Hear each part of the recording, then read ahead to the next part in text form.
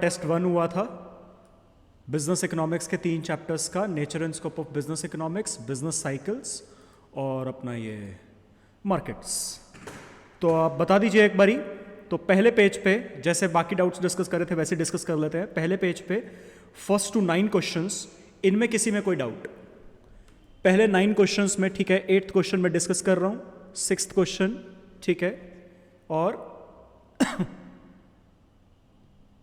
चलो जी 6th और 8th discuss कर लेते हैं। तो 6th question, modern economist define economics as, इसका आंसर तनीषा ने कह दिया 2nd और 7 भी। ठीक है तनीषा, एक बारी पहले ये डिस्कस कर लेते हैं। एक क्वेश्चन, इसका आंसर आपका science of growth and efficiency है।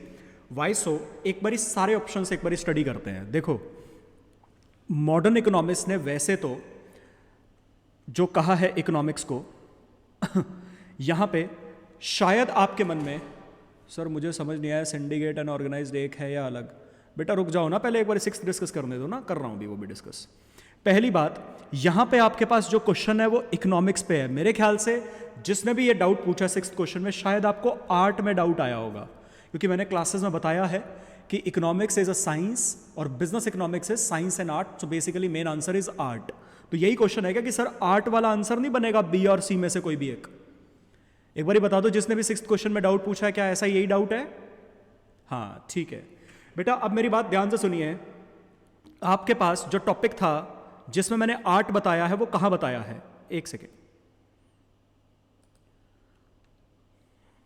मैंने आपको बिजनेस इकोनॉमिक्स की डेफिनेशन में बताया है कि बिजनेस इकोनॉमिक्स आर्ट है।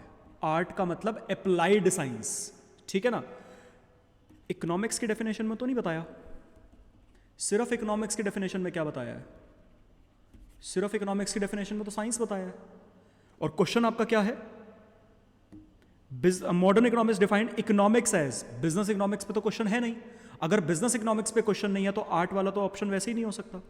तो डाउट तो बल्कि आपका ए और डी में से आना चाहिए, क्योंकि ए में भी साइंस है और डी में भी साइंस है। अब ए और डी में अगर बात करोगे, साइंस ऑफ रैशनल बिहेवियर, मेरा बिहेवियर होना क्या चाहिए ये नहीं है। आपकी लियोनार्ड रॉबिन्स की डेफिनेशन या बाकी डेफिनेशन भी अल्टीमेटली बात क्या करती हैं? Cause and effect. ऐसा होगा तो कैसा होगा, ऐसा होगा तो उसका इफेक्ट क्या होगा। तो अल्टीमेटली किससे ग्रोथ और एफिशिएंसी बन पाएगी, तो यही आंसर बनेगा। तो अगर आर्ट वाले में डाउट था वो तो आ ही नहीं सकता, क्योंकि बिजनेस इकोनॉमिक्स क्वेश्चन में नहीं है। समझ आ गया 6th क्वेश्चन? चलो जी। अच्छा, उसके बाद 8th क्वेश्चन में भी किसी बच्चे ने डाउट पूछा है, मैं 8th भी डिस्कस कर रहा हूं। In a very short period market supply, इसमें डाउट क्यों आया भाई? ये तो क्लासेस में लिखवा रखा है। जब मैं क्वेश्चन भी कई बार रिवाइज करवाते हुए पूछता था कि क्या वेरी शॉर्ट पीरियड में सप्लाई बढ़ाई जा सकती है? नहीं। तो अगर डिमांड ज़्यादा आ गई क्या प्राइसेस बढ़ जाएंगे? हाँ। क्या शॉर्ट पीरियड में सप्लाई को बढ़ाया जा सकता है? हाँ। कितने से? जितना एक्सेस स्टॉक ट्रेडर के पास या मैन्युफैक्चरर के पास पड़ा हुआ है। तो इसका तो यही है। 8th में पता नहीं क्यों डाउट पूछा आपने, जो भी है चलो। तो इसका तो सिंपल है, सप्लाई इज फिक्स्ड। अच्छा, उसके बाद तनीषा ने 2nd और 7th क्वेश्चन बोला है, तो एक बारी पहले 2nd डिस्कस कर लेते हैं। किसी ने कुछ लिखा है, 1 मिनट पढ़ लें। कौन से क्वेश्चन का? 8th का? बेटा आंसर की जरा ढंग से देख, 8th क्वेश्चन का ए ही दिया हुआ है। देखो एक बारी आंसर की, मैं क्या बात कर रहे हो यार? आंसर की तो ढंग से देखना सीख राहुल। ए ही है, नालायक कह रहा है आंसर की में कुछ हो रहा है। चलो 2nd point, 2nd question, what is the first order of condition, what is the first order condition for the profit of a firm to be maximum? बेटा ये तनीषा ने पूछा है मेरे ख्याल से डाउट। बेटा डाउट पूछिए, क्लास में नोट्स में लिखी हुई चीज का मत पूछिए आप प्लीज। आप नोट्स ढंग से पढ़िए। First order of condition, equilibrium condition आपने 2 करी है, MR is equal to MC and MC must be rising. तो पहली कंडीशन क्या है? फर्स्ट ऑर्डर कंडीशन पूछी है उसने आपसे, MR is equal to MC, B answer. इसमें क्या डाउट है? ऐसे डाउट्स मत पूछिए यार प्लीज, नोट्स अपने ढंग से पढ़िए। उसके बाद 7th क्वेश्चन में बच्चे ने डाउट पूछा है, when the products are sold through a central syndicate, through a central body, oligopoly is known as। बेटा इसका आंसर सिंडिकेटेड ओलिगोपोली है, जिसमें आपको ई कॉमर्स वाला एग्जांपल दिया था। और ई कॉमर्स वाला एग्जांपल सिंडिकेटेड ओलिगोपोली और अनऑर्गेनाइज्ड ओलिगोपोली, ये मेरे ख्याल से ईशिका ने पूछा है। Syndicated oligopoly is the unorganised oligopoly, और ऑर्गेनाइज्ड ओलिगोपोली वो है जिसमें आईसीआई का एग्जांपल दिया था कि आईसीआई आपके लिए, जैसे जो कॉल्यूसिव और ऑर्गेनाइज्ड में आपको बताया था, कॉल्यूसिव में सारी फर्म्स आपस में डिसाइड कर लेती हैं, ऑर्गेनाइज्ड में एक सेंट्रल बॉडी सबके लिए डिसाइड करती है, काम सब इंडिपेंडेंटली कर रहे होते हैं। तो ये सिंडिकेटेड है इसका आंसर। ठीक है जी, समझ आया? हाँ जी। तो सेकंड, सेवंथ, तनीषा आपने पूछा था सेवंथ, मेरे ख्याल से क्लियर हो गया तनीषा? तनीषा ओके। अगर कुछ डिटेल में एग्जांपल वगैरह दोबारा जानना है तो अभी बता दीजिएगा, मैं बता दूंगा। ठीक है, तो सेकंड, सेवंथ, सिक्स्थ और एट्थ थे इस पेज पे, वो मैंने डिस्कस कर लिए हैं। किसी का और कोई तो नहीं है इस पेज पे डाउट? फर्स्ट टू नाइन्थ में चलूं आगे। राहुल, ओ राहुल, आंसर की में से मिल गया एट्थ का ये आंसर? हाँ भाई, ये कुछ हो रहा है गलती से, नालायक। चलो अच्छा, 10th से 18th में डाउट? हाँ जी, 10th से 18th में। एक तो 12th में, ठीक है, 11th और 12th, 18th, ठीक है ठीक है, 11th, 12th और 18th, तो एक एक करके डिस्कस कर लेते हैं। पहले 11th डिस्कस कर रहा हूं, ठीक है। When dash there will be allocative efficiency, meaning thereby the cost of the last unit is exactly equal to the price consumers are willing to pay for it, and so that the right goods are being sold to the right people at the right place. इसका answer MC is equal to MR, MC is equal to AR। इसका answer बनेगा C। Basically पहली बात allocative efficiency, एक एक करके समझेंगे इसको, ठीक है। सबसे पहले तो यहां पे अब इस क्वेश्चन में मार्केट मेंशन नहीं करी है कि परफेक्ट कंपटीशन के बारे में डिस्कस करना है, उसके अकॉर्डिंग आंसर सोच के देना है, मोनोपोली के हिसाब से आंसर देना है, मोनोपोलिस्टिक कंपटीशन या ओलिगोपोली। तो पहले तो ये मैंने डाउट सेशंस में बताया था, आप बताओ कौन सी मार्केट के अकॉर्डिंग आंसर सोचोगे। हाँ जी, अगर कुछ स्पेसिफाई नहीं किया तो कौन सी मार्केट के अकॉर्डिंग सोचोगे? बिल्कुल सही, ठीक है हमेशा। तो पहली बात, आंसर सोचना है आपको परफेक्ट कंपटीशन के हिसाब से, ठीक है जी। जब कोई कुछ नहीं बोला होता तो परफेक्ट कंपटीशन। अब आप परफेक्ट कंपटीशन में देखिए इसने क्या कहा है, when dash there will be allocative efficiency. Allocative efficiency, मैं आपसे एक सवाल पूछता हूं बेटा, आपने 3 फॉर्म्स करी हैं, ओलिगोपोली भी है, लेकिन ओलिगोपोली का तो किंग डिमांड कब होता है, डिफाइंड होता नहीं है। मैं आपसे पूछना चाहता हूं, एलोकेटिव एफिशिएंसी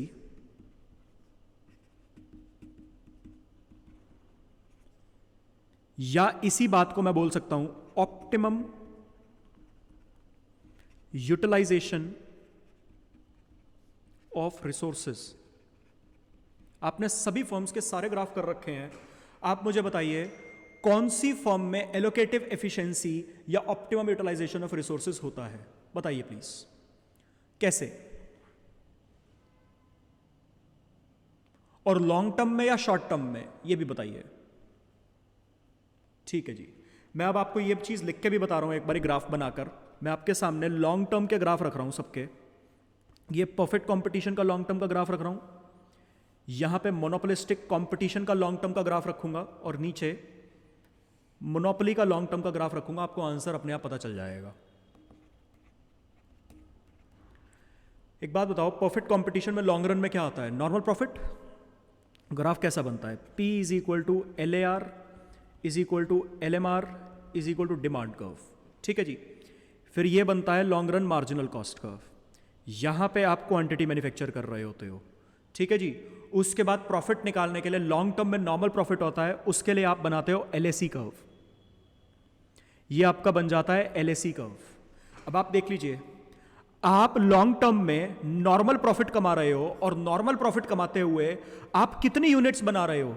जहां पे आपकी एवरेज कॉस्ट मिनिमम आ रही है, आप मिनिमम एवरेज कॉस्ट पे काम कर रहे हो। मिनिमम एवरेज कॉस्ट का काम करने का मतलब यह है कि मैंने ऑप्टिमम तरीके से अपने रिसोर्स को यूटिलाइज कर लिया है। इससे ज्यादा यूटिलाइज करूंगा तो मेरी एवरेज कॉस्ट बढ़नी स्टार्ट हो गई है। मैंने मिनिमम पॉइंट पे काम किया अपनी एवरेज कॉस्ट के। इस पॉइंट पे जब मैं मैन्युफैक्चरिंग कर रहा हूं, पर यूनिट को बनाने का मेरा खर्चा मिनिमाइज हो रहा है, इसलिए ऑप्टिमम यूटिलाइजेशन है या एलोकेटिव एफिशिएंसी है। यही चीज आप मोनोपोलिस्टिक कंपटीशन में देखिए एक बारी। ये आपका LAR, ये आपका LMR। LMC बनता है long run marginal cost curve. यहां पे कंडीशन मीट हो रही है, आप इतनी क्वांटिटी पे काम करोगे, यही लाइन जहां पे AR को कट करती है वहां पे आपका प्राइस आ जाता है, ठीक। उसके बाद आप लॉन्ग रन के लिए क्या बनाते हो, नॉर्मल प्रॉफिट आता है मोनोपोलिस्टिक कंपटीशन में भी, मोनोपोलिस्टिक कंपटीशन में भी लॉन्ग रन में नॉर्मल प्रॉफिट, उसके लिए अब आप बनाते हो AC कर्व। यहां पे AC कर्व मिनिमम हुआ और फिर आपका LAC कर्व राइज होना शुरू हो जाता है। मैंने क्लास में भी कई बार इसी चीज को इस तरीके से क्वेश्चन में पूछा है, आपको याद आएगा कि मोनोपोलिस्टिक कंपटीशन में लॉन्ग रन में जब नॉर्मल प्रॉफिट होता है तो LAC कर्व LAR के टेंजेंट होता है, कहां पर, फॉलिंग पोर्शन पे, मिनिमम पोर्शन पे या राइजिंग पोर्शन पे, तो आप आंसर देते हो फॉलिंग पोर्शन पे। मतलब सर मैंने जो ये क्वांटिटी बनाई है इन क्वांटिटीज पर मेरी LAC इतनी है, मैं मिनिमम LAC पे काम नहीं कर रहा हूं, मेरी LAC मिनिमम कहां पे है, एवरेज कॉस्ट मेरी मिनिमम यहां पे है। अगर मैं यहां पे काम कर रहा होता तो मैं इतनी क्वांटिटी बना रहा होता, लेकिन मैंने तो यहां पे काम ही नहीं किया। मतलब सर ये जो पोर्शन है ना, ये आपकी एक्सेस कैपेसिटी है, आप अभी और काम कर सकते थे, आप अभी और काम करते तो आपकी एवरेज कॉस्ट इतने से और कम होनी थी, मतलब आपकी मशीन में कैपेसिटी बाकी थी, तभी तो कम हो रही है कॉस्ट उसके बाद भी। मतलब मोनोपोलिस्टिक कंपटीशन में लॉन्ग रन में नॉर्मल प्रॉफिट कमाते हुए भी क्या आ रहा है, एक्सेस कैपेसिटी आ रही है, ऑप्टिमम यूटिलाइजेशन ऑफ रिसोर्सेज या एलोकेटिव एफिशिएंसी नहीं है यहां पर। मोनोपोली में भी देख लो, मोनोपोली में लॉन्ग रन में क्या कमाते हैं, सुपर नॉर्मल प्रॉफिट, ये LAR, ये LMR, ठीक है जी। उसके बाद ये बनाते हो आप LMC, यहां पे आपकी क्वांटिटी आती है और यही क्वांटिटी AR को जहां पे कट करती है, यहां से आपके पास अपनी प्राइसेस आती हैं। अब आप लॉन्ग रन में यहां पे कमा रहे हो सुपर नॉर्मल प्रॉफिट, तो LAC कर्व इसके नीचे बनेगा, MC को कट किया, इसके बाद बढ़ना स्टार्ट हो गया LAC कर्व। आपने अपनी प्रोडक्शन बंद कहां पे कर दी, आपने यहां पे प्रोडक्शन करी है इक्विलिब्रियम के अकॉर्डिंग, जो कि LAC पे ये वाला पॉइंट है, जबकि इसके बाद भी इतने पोर्शन में आपकी LAC कम हो रही है, मिनिमम LAC आपकी यहां पे है, उस हिसाब से आपकी क्वांटिटी यहां पे आनी चाहिए थी। यहां पे भी ये जो डिफरेंस है बीच का, ये क्या है, एक्सेस कैपेसिटी। आप और काम कर सकते थे लेकिन नहीं किया। मतलब क्या निकला कि सिर्फ और सिर्फ परफेक्ट कंपटीशन में लॉन्ग रन में एलोकेटिव एफिशिएंसी आती है, बाकी फॉर्म्स में एलोकेटिव एफिशिएंसी नहीं होती है। अब इसके अकॉर्डिंग क्वेश्चन पढ़िए जरा एक बारी। इशिका मैं एक बात डिस्कस कर रहा हूं तो प्लीज उसी पे फोकस करेंगे। When dash there will be allocative efficiency, meaning thereby that the cost of the last unit is exactly equal to the price consumers are willing to pay. Last unit की price मतलब हर एक additional unit को बनाने का additional खर्चा, इस wise आखिरी additional unit को बनाने का एडिशनल खर्चा, मतलब यहां से क्या निकला, इतनी बात से लास्ट यूनिट की एक cost, thereby the cost of the last unit, that is MC, is equal to the price customers are willing to pay. What is price? AR. तो आपका क्वेश्चन ही आंसर दे रहा है। मेरे को बताइए, समझ आया आपको ये? हाँ जी, सभी को क्लियर हुआ? ठीक है जी। अब इसके बाद 12th भी पूछा है, इशिका एक बार ये डिस्कस कर लूं, फिर आपने जो 10th में पूछा है जो भी है मैं एक बार पढ़ लेता हूं, फिर उसका भी आंसर दे दूंगा। अब 12th डिस्कस कर लेते हैं। 12th भी बच्चों ने पूछा है, when dash we note that the firms must be producing at the minimum point of the average cost curve so that there will be productive efficiency. अब मेरे को एक बात बताइए, कौन सी फर्म की बात हो रही है? Productive efficiency. ये सर परफेक्ट कंपटीशन में ही आती है, अभी समझा? और लॉन्ग रन में बात हो रही है, क्योंकि एफिशिएंसी की बात ही लॉन्ग रन में होगी, शॉर्ट रन में तो हम बिजनेस से निकल रहे होते हैं धीरे धीरे धीरे धीरे, ठीक है ना? अब एक बात बताओ, आपकी लॉन्ग रन में परफेक्ट कंपटीशन में एलोकेटिव एफिशिएंसी क्यों आ रही है? क्योंकि आप उतनी ही क्वांटिटी बना रहे हो, जहां पे आपकी एवरेज कॉस्ट मिनिमम है। और आपकी एवरेज कॉस्ट मिनिमम क्यों आ रही है वहां पे? दोबारा रिपीट करता हूं, परफेक्ट कंपटीशन में आप उतनी ही यूनिट्स बना रहे हो लॉन्ग रन में जहां पे आपकी एवरेज कॉस्ट मिनिमम आ रही है। और आपकी एवरेज कॉस्ट मिनिमम क्यों आ रही है? क्योंकि आपकी मार्जिनल कॉस्ट एवरेज कॉस्ट को वहीं से कट करती हुई जाती है। मैंने क्लासेस में बताया है, marginal cost average cost curve को उसके मिनिमम से कट करती है। इसीलिए एमसी से मेरी क्वांटिटी पता चली और उतनी ही क्वांटिटी मेरे को एमसी ने बताई जहां पे मेरी एवरेज कॉस्ट मिनिमम है। और अल्टीमेटली अगर आप यही बात मोनोपोलिस्टिक कंपटीशन में देखोगे, मोनोपोलिस्टिक कंपटीशन में आप बना रहे हो यहां पर, जबकि एवरेज कॉस्ट मिनिमम आ रही है यहां पर। क्यों? क्योंकि आपकी एवरेज कॉस्ट, क्योंकि आपकी मार्जिनल कॉस्ट आपको क्वांटिटी एवरेज कॉस्ट के मिनिमम पॉइंट पे नहीं बता रही, क्योंकि आपकी मार्जिनल कॉस्ट आपको आपकी क्वांटिटी एवरेज कॉस्ट के मिनिमम पे नहीं बता रही। परफेक्ट कंपटीशन में आपकी मार्जिनल कॉस्ट आपको आपकी क्वांटिटी एवरेज कॉस्ट के मिनिमम पे ही बता रही है। मेरी बात समझ आ रही है? तो अल्टीमेटली मेन क्रक्स फैक्टर क्या बना? AC is equal to MC, क्योंकि मेरी मार्जिनल कॉस्ट AC कॉस्ट के बराबर है और वहीं पे मार्जिनल कॉस्ट मेरे को क्वांटिटी बता रही है, इसलिए इसका आंसर ये निकल गया। MC is equal to AC।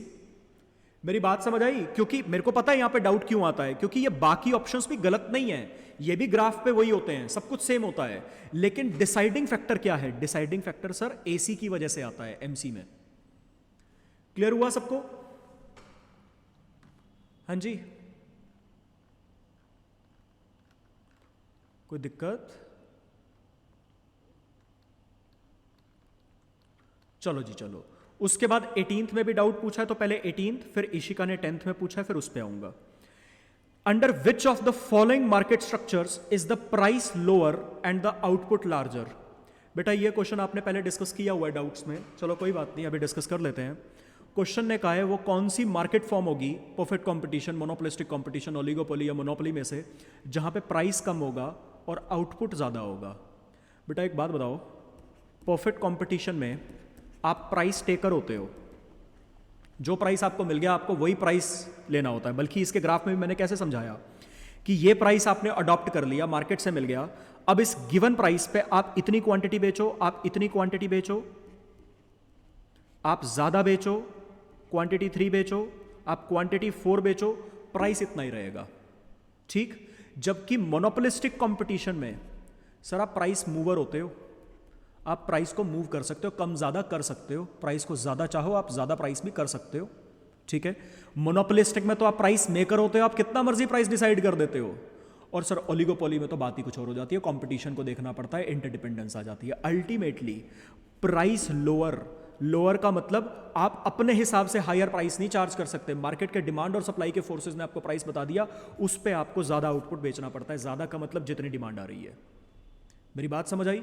तो इस पॉइंट ऑफ व्यू से इसका आंसर क्या बन जाएगा फिर? परफेक्ट कंपटीशन, क्योंकि बाकी सब में तो मैं प्राइसेस को बढ़ा सकता हूं, चेंज कर सकता हूं, बट कर तो सकते हैं। हमेशा कंपैरेटिवली आंसर दोगे ना फिर। भाई एक बड़ी सिंपल सी बात है, मेरे को परफेक्ट कंपटीशन में 10 रुपए का प्राइस मिल गया, आप कह रहे हो मोनोपोलिस्टिक कंपटीशन में सर ज्यादा तो नहीं कर सकते, मैं कहता हूं मैं 10 से 11 तो कर सकता हूं, ठीक है। मैं 10 से 100 नहीं कर पाऊंगा क्योंकि मोनोपोली नहीं है, 10 से 11 तो कर लूंगा। कंपैरेटिवली प्राइस कहां पे कम है? परफेक्ट कंपटीशन में, क्योंकि वहां पे तो बिल्कुल भी मूव नहीं कर सकते। तो इसलिए प्राइस कम और आउटपुट ज्यादा, कंपैरेटिवली बेटर ऑप्शन ए है, क्योंकि ए के कंपैरेटिवली बी में ज्यादा प्राइस हो सकता है। चलिए, इससे पहले इशिका ने भी डाउट पूछा है। इशिका ने डाउट एक बार मैं पढ़ लेता हूं, इनका डाउट क्या है। बेटा 18th में और किसी को तो डाउट नहीं बचा है किसी का? सर 10th में मोनोपोलिस्टिक कंपटीशन में ए ऑप्शन सेटिस्फाई नहीं करेगा। मैं पढ़ लेता हूं बेटा एक बार 10th question. In the long run equilibrium of a competitive market the firms operate at the intersection of the marginal cost and marginal revenue, then efficient scale, zero economic profit. Ishika 10th question में मेरे को एक बार ये बताओ, monopolistic competition आप बीच में लाए कहां से? हाँ जी इशिका, 10th क्वेश्चन में मोनोपोलिस्टिक कंपटीशन आप बीच में लाए कहां से? क्योंकि क्वेश्चन में तो कॉम्पिटिटिव मार्केट बोला हुआ है, एंड कॉम्पिटिटिव मार्केट जब हम बोलते हैं तो हम बेसिकली परफेक्ट कंपटीशन की बात कर रहे होते हैं। अगर उसको मोनोपोलिस्टिक कॉम्पिटिटिव बोलना होगा तो वो पूरा बोलेगा, वही तो बिल्कुल सही सत्यम। उसने, मेरे को लगता है आपको शायद डाउट इसलिए है कि कॉम्पिटिटिव बोला है तो मैं मोनोपोलिस्टिक कॉम्पिटिटिव भी तो सोच सकते हैं हम, लेकिन ऐसा नहीं है। मोनोपोलिस्टिक कॉम्पिटिटिव उसको बोलना होगा, उसके रिगार्डिंग क्वेश्चन पूछना होगा तो वो बोलेगा, स्पेसिफाई करेगा, ठीक है। तो परफेक्ट कंपटीशन के अकॉर्डिंग सोचना है तो ये सारे ही सही है फिर तो। जीरो इकोनॉमिक प्रॉफिट मतलब जीरो नॉर्मल प्रॉफिट, मतलब normal profit sorry, there efficient scale that is productive efficiency, allocative efficiency अभी देखा, intersection of marginal cost and marginal revenue ये भी वही है उसके ग्राफ में, ठीक है ना। समझ आ गया इशिका?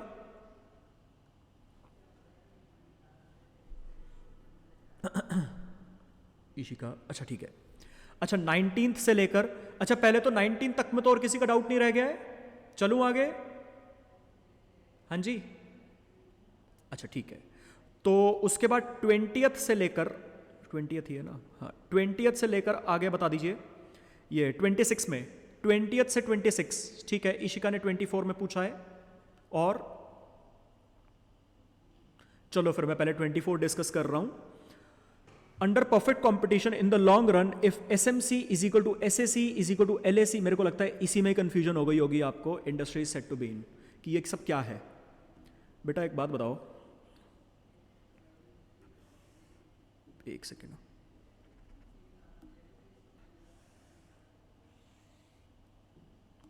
क्वेश्चन जो है आपका परफेक्ट कंपटीशन पे है, परफेक्ट कंपटीशन का एक बारी लॉन्ग रन का ग्राफ बनाते हैं, ठीक है ना। Price is equal to LAR is equal to LMR is equal to demand curve. अच्छा एक बात बताओ, जब मैं लॉन्ग रन की बात कर रहा हूं तो उस लॉन्ग रन का उस वक्त का जो शॉर्ट रन होगा, उस लॉन्ग रन का उस वक्त का जो शॉर्ट रन होगा, मैं एक एग्जांपल के थ्रू बोलता हूं, मैं क्या बोलने की कोशिश कर रहा हूं, जैसे पूरी सीए की बात करना, ठीक, जब पूरी सीए की बात करी जाए और उसमें सीए फाइनल, जैसे मैं आप लोगों से, अभी आप फाउंडेशन लेवल पे हैं, आप लोगों से अगर मैं बात करूं पूरी सीए की और उसमें मैं सीए फाइनल की बात करूं तो बड़े लॉन्ग रन की बात कर रहा हूं, सीए फाउंडेशन की बात करूं तो आज की बात कर रहा हूं, शॉर्ट रन की बात कर रहा हूं। तो पूरा इस लॉन्ग रन का आखिरी पॉइंट इज सीए फाइनल, लेकिन जब आप सीए फाइनल में पहुंच चुके होगे तब मैं सीए फाइनल की बात करूं तो एक तरह से उस पूरे लॉन्ग रन के शॉर्ट रन की बात कर रहा हूं।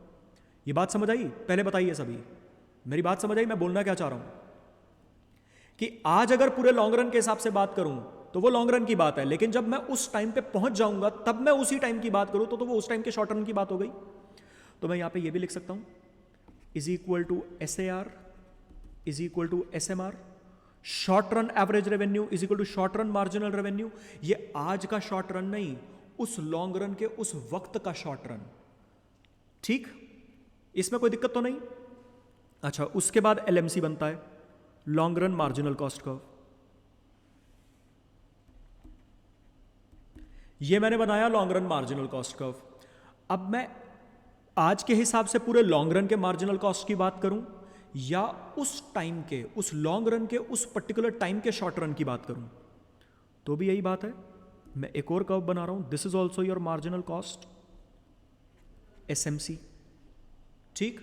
उसके बाद यहां से आपको पता चल जाती है आपकी क्वांटिटी। अब LAC कर्व, लॉन्ग रन में नॉर्मल प्रॉफिट कमाना है, लॉन्ग रन में नॉर्मल प्रॉफिट, उसके लिए AC कर्व, ये बनाया LAC। अब ये आज के हिसाब से पूरे लॉन्ग रन की बात करूं तो LAC, और उसी लॉन्ग रन के उस वक्त के शॉर्ट रन की बात करूं तो SAC। अलग कलर से कर देते हैं,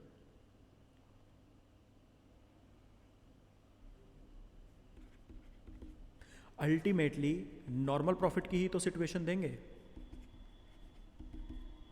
मेरे को बताओ ये ग्राफ समझ में आया? क्या करा मैंने, basically long run short run को मर्ज किया है।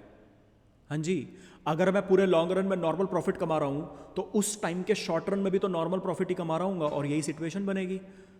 क्लियर हो गया? अब यही सिचुएशन के ऊपर क्वेश्चन है, तभी ये सब लिखा हुआ है इस क्वेश्चन में। SMC is equal to SAC is equal to LAC is equal to LMC is equal to LMR is equal to LAR is equal to price, वही सारी बातें जो उस ग्राफ में है। Then the industry set to be in equilibrium. आप equilibrium पे काम कर रहे हो क्योंकि ये इक्विलिब्रियम की कंडीशन थी, ठीक है ना। आप इसको शॉर्ट में देखना चाहो, शॉर्ट में आप ऐसे भी देख सकते हो। आप आज शॉर्ट रन के हिसाब से इक्विलिब्रियम कंडीशन बनाओगे तो क्या बोलोगे? MR is equal to MC, MC must be rising. Long run में कंडीशन बनाओगे तो क्या बोलोगे?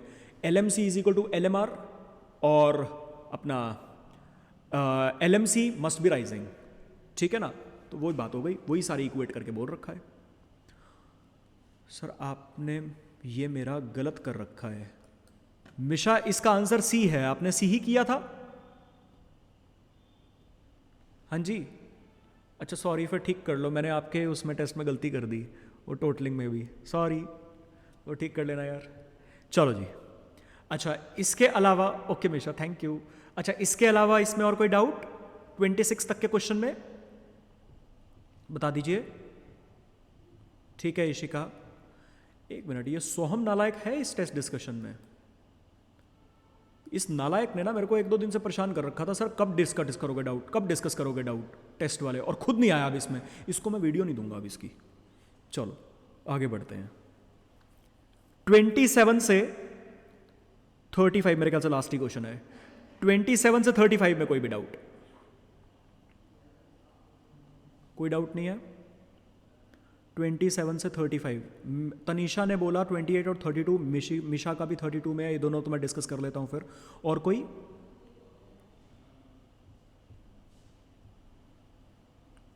चलो फिर ये डिस्कस कर लेते हैं, एक सेकेंड। 28 खुला ही हुआ है। Under price discrimination the producer firm can charge higher prices from a market if price elasticity is.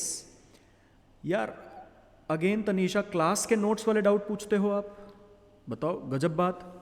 बेटा एक बात बताओ, प्राइस डिस्क, चलो मैं ना सीधा आंसर बता दूंगा तो वो सही नहीं रहेगा। मैं तनीषा आपसे पूछना चाहता हूँ, आंसर तक पहुँचेंगे ठीक है ना, ताकि अगली बारी आपको डाउट ना रहे ये वाला। तनीषा बताओ एक बारी यार, प्राइस डिस्क्रिमिनेशन में हमने याद है क्लासेस में 4 कंडीशंस लिखी थी कि कंट्रोल ओवर सप्लाई, मार्केट को सब मार्केट में डिवाइड कर पाएँ, और मार्केट को सब मार्केट में ऐसे डिवाइड करना है। अब यही सवाल मैं पूछ रहा हूँ, मार्केट को सब मार्केट में कैसे डिवाइड करना है, बताओ एक बारी। एक होती है हाई इलास्टिक मार्केट, एक होती है लो इलास्टिक मार्केट। आप बताओ यार, हाई इलास्टिक मार्केट में कैसा प्राइस चार्ज करना चाहिए Tanisha? High price in low elastic, ठीक है बिल्कुल सही बोला बेटे, high price in low elastic, और हाई इलास्टिक में लो प्राइस। बेसिकली ये मिडिल क्लास की मार्केट है और ये एलीट क्लास की मार्केट है, यही है, बिल्कुल सही बोला आपने तनीषा। अब क्वेश्चन पढ़ लो एक बारी। Under price discrimination producer firm can charge higher prices from a market. Higher prices कब चार्ज कर सकते हैं, इसके रिगार्डिंग क्वेश्चन है, जब इलास्टिसिटी लो है।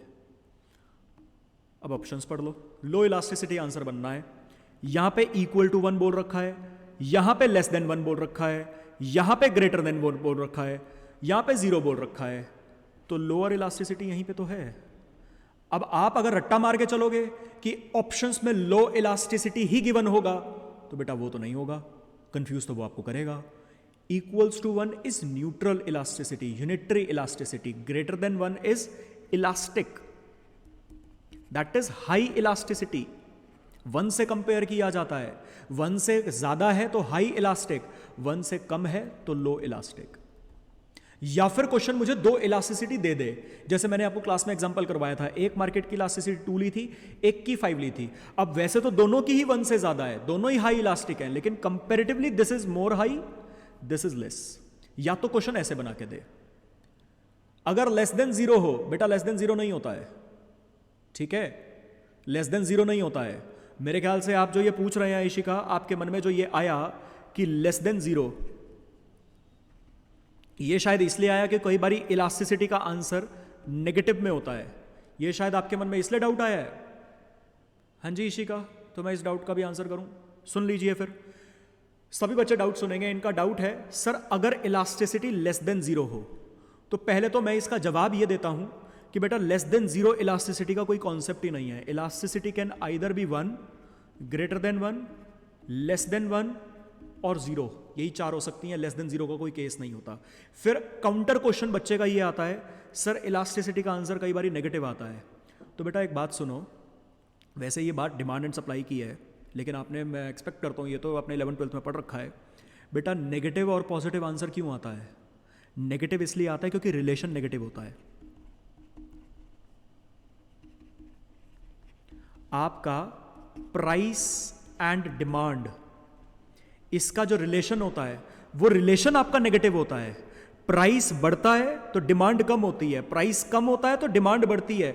ये नेगेटिव रिलेशन की वजह से जो आपका इलास्टिसिटी का आंसर आता है वो नेगेटिव आता है।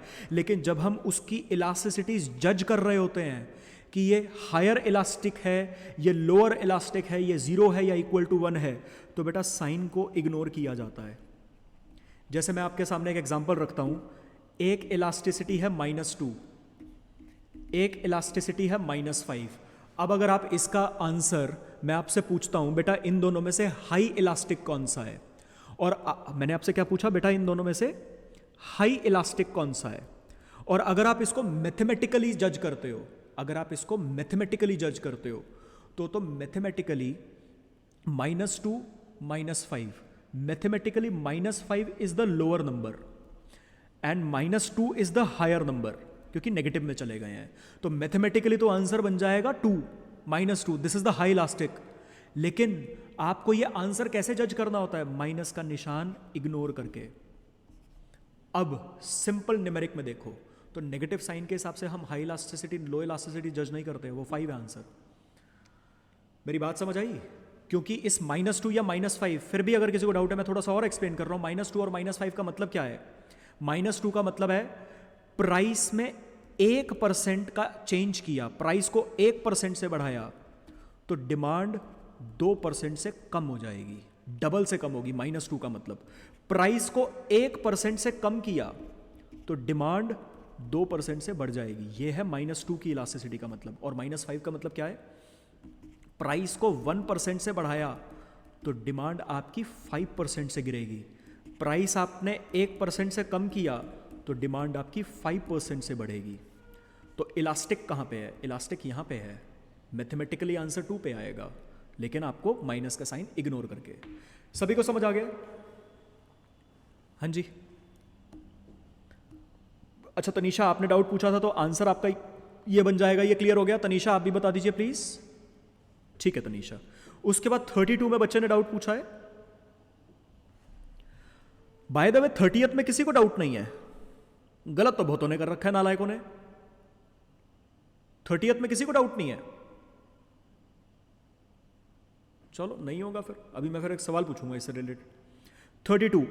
अब 32 में क्वेश्चन है, in monopolistic competition the long run equilibrium price will be equal to average cost. बेटा कैसे? सिंपल सी बात है ना, ग्राफिकली क्यों सोचते हो हर चीज को? मोनोपोलिस्टिक कंपटीशन में लॉन्ग रन में क्या कमाते हो? Normal profit. ग्राफ तक पहुंचने की तो तब जरूरत है जब ग्राफ तक पहुंचने से पहले आंसर ना मिले। मार्जिन मोनोपोलिस्टिक कंपटीशन में लॉन्ग रन में नॉर्मल प्रॉफिट आता है। इसकी कंडीशन मैंने आपको क्लासेस में क्या लिखवाई है? Total revenue is equal to total cost और average revenue is equal to average cost. Average cost के बराबर है equilibrium price. Price is what? Average revenue. वो इसके बराबर है, वही क्वेश्चन है, आंसर खत्म। बी पॉइंट है इसका आंसर। समझ आया? शायद इशिका ने पूछा था ये क्वेश्चन 32। ये किसी का भी और डाउट था तो वो क्लियर हुआ। मिशा ने भी शायद पूछा था। अच्छा इशिका ने पूछा, ठीक है। मिशिका समझ आया। और तनीषा ने भी पूछा था, हाँ 28 और 32। तनीषा क्लियर हुआ? ठीक है जी। 30th में तुमको कोई डाउट नहीं है?